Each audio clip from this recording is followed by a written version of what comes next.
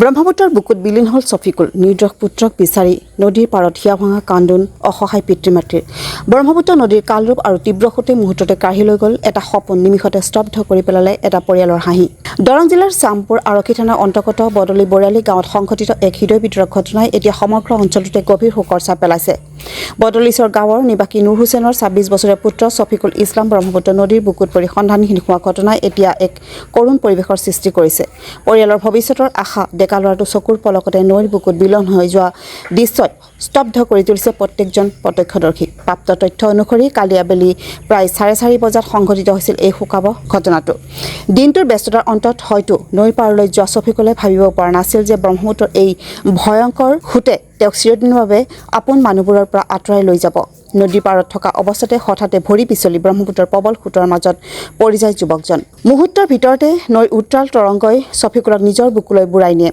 একাংশ লোকে তেওঁক বচাবলৈ চেষ্টা কৰি চিঞৰ বাখৰ কৰিছিল যদিও ব্ৰহ্মপুত্ৰৰ বিশাল আৰু তীব্ৰ সোঁতৰ আগত সকলোৰে প্ৰচেষ্টা ব্যৰ্থ হৈ পৰে চকুৰ সন্মুখতে সোঁতৰ সৈতে যুঁজি অৱশেষত ছফিকুল নদীৰ বুকুত চিৰদিনৰ বাবে অদৃশ্য হৈ পৰে ঘটনাৰ খবৰ বিয়পি পৰাৰ লগে লগে নদীৰ পাৰত হেজাৰ হেজাৰ স্থানীয় ৰাইজ সমাৱেশৰ ঘটে স্থানীয় আৰক্ষী থানাৰ তৎপৰতাত অতি শীঘ্ৰে ঘটনাস্থলীত উপস্থিত হয় SDRF বাহিনীৰ এটা দল স্থানীয় সাহসী ৰাইজ আৰু উদ্ধাৰকাৰী বাহিনীয়ে যুটীয়াভাৱে নদীৰ বুকুত ব্যাপক তালাচী অভিযান আৰম্ভ কৰে কিন্তু ব্ৰহ্মপুত্ৰৰ অপৰিসীম গভীৰতা আৰু প্ৰবল সোঁতে উদ্ধাৰ অভিযানত প্ৰচণ্ড বাধাৰ সৃষ্টি কৰিছে কালি আবেলিৰ পৰা নিশালৈ আৰু আজি পুৱাৰে পৰা পুনৰ যুদ্ধকালীন তৎপৰতাৰে উদ্ধাৰ অভিযান চলাই থকা হৈছে যদিও বৰ্তমানলৈকে দুৰ্ভগীয়া ছফিকুলৰ কোনো সন্ধান পোৱা যোৱা হোৱা নাই ইফালে ২৪ ঘণ্টাতকৈ অধিক সময় পাৰ হৈ যোৱাৰ পিছতো পুত্ৰৰ কোনো সুমূহুৰ্ত নোলোৱাত ছফিকুলৰ ঘৰত এতিয়া কান্দোনৰ ৰোল উঠিছে বুকুত একাজুৰি আশা আৰু চেণ্ডালৈ নিয়তিৰ এই নিষ্ঠুৰ খেলক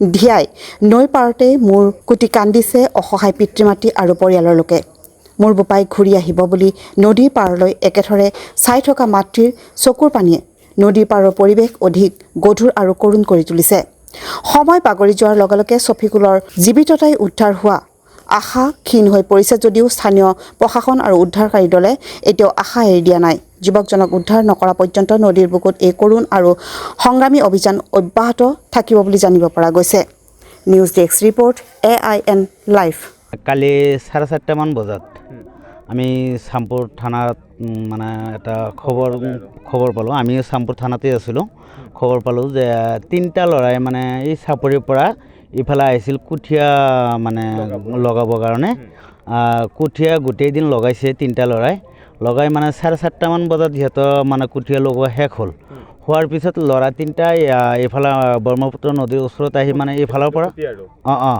ইফালৰ পৰা মাত দিছে মানে ইফালৰ পৰা মানে নাওখন আনি আছে কিন্তু 3টা ল'ৰাই আকৌ কি নকৰিলে মানে গোটেই দিন কুটিয়া লগোৱাৰ পিছত মানে সিহঁতৰ গাত যিটো বোকা লাগিল সিহঁতে ক'লে যে যিমানখিনি নদী আমি সাঁতুৰি পাৰ হ'ব পাৰিম তে এনেকৈ কৈ মানে 3টা ল'ৰা মানে সাঁতুৰিব ধৰিলে ধৰাৰ পিছত মানে পাম অৱস্থাতে মানে 3-4 হাত জাগা আছে এইখিনি গ'লে মানে পাৰ হ'ব পাৰিলে হয় 3টা ল'ৰা সাঁতুৰি মানে 2টা পাৰ হ'লে আৰু আন এটা মানে পাৰ হ'ব নোৱাৰিলে ল'ৰাটোৰ নাম আছিল ছফিকুল ইছলাম 26-27 মান হ'ব আনুমানিক যোৱাকালিৰ পৰাই মানে ৰাইজেও মানে বহুত চেষ্টা কৰিছে বৰশীৰে মানে কিবা কিবি কৰি চেষ্টা কৰি আছে আৰু যোৱাকালিও মানে আমাৰ SDN বাহিনী খবৰ দিয়া হ'ল SDN বাহিনী আহি গ'ল কালিতো সিহঁতে নমা নাই আজি নামিছে ৰাতিপুৱাৰ পৰাই চেষ্টা কৰি আছে এতিয়ালৈকে মানে ল'ৰাটোক পোৱা উদ্ধাৰ হোৱা নাই মানে সিহঁতে চলাই আছে কাৰ্যকালটো সিহঁতৰ যিমানখিনি চেষ্টা সিহঁতে কৰি আছে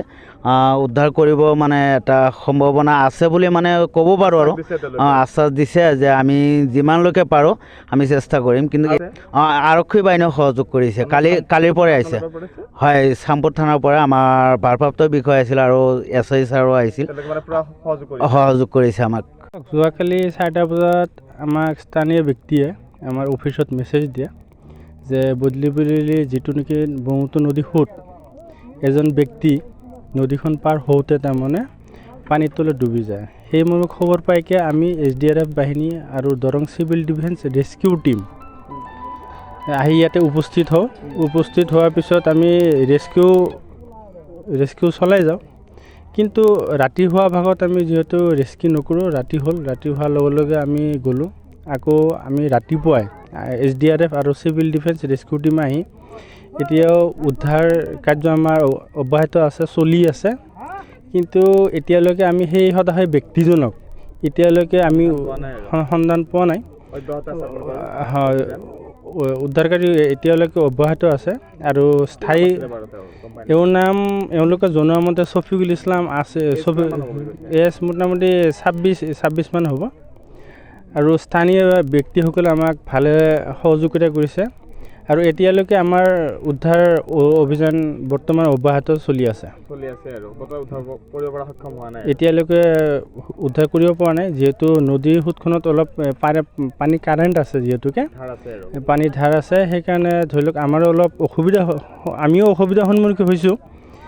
কিন্তু আমি যিমান পাৰোঁ চেষ্টা কৰি আছোঁ আৰু চেষ্টা কৰি থাকিমেই। তাৰমানে কিবা সম্ভাৱনা এনেকুৱাকৈ এতিয়ালৈকে অহা নাই। যদিও অহা নাই, আমাৰ এটা আশা আছে, দীৰ্ঘ বিশ্বাস আহিব। তাৰমানে সম্ভাৱনা থাকিব। এতিয়া নহ'লে সম্ভৱতঃ গধূলিলৈকে এটা হয়তো সম্ভাৱনা থাকিব। আৰু নাম মোহাম্মদ ফাইজুদ্দিন আহমেদ। কি হৈছে মানে আমি এইটো শুনা মতেনে যিটো ল'ৰা নদীটো আহিলে, নদী পাৰ হোৱাৰ টাইমত কিবা নদীৰ পানীৰ তলত সোমাই গৈছে। সেই ল'ৰাটোৰ নাম হৈছে ছফিকুল ইছলাম। বয়স 26 বছৰ হ'ব। মানে মেইন ঘৰ আমাৰ বদলিশ্বৰ। এইখিনিৰ নাম হৈছে বদলি বৰালি।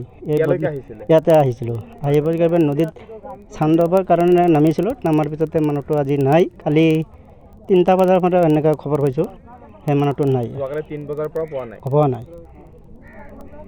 চলাই আছে, বহুত চেষ্টা কৰিছে। আমি আৰু এইটো চৰকাৰৰ অনুৰোধ কৰি আছোঁ যে আমাৰ মানুহটো সোনকালে অলপ আগবাঢ়িব লাগে, কষ্ট কৰি ওলাই দিব লাগে। এইটো আমাৰ অভিযোগ। কিন্তু আমাৰ ৰাইজে মতে মানুহটো ওলাব লাগে। ৰাইজে বহুত সহযোগ কৰিছে, বহুত সহযোগ কৰি কালিৰ পৰা মানুহখন নৌকালৈ বহি আছে, বহুত কষ্ট কৰি আছে ৰাইজেও। তাতে মানে আমাৰ ওলালে ভাল, আমাৰ বস্তুটো ওলাব লাগে। যিকোনো খবৰ আৰু বিজ্ঞাপনৰ বাবে যোগাযোগ কৰক 7896121996।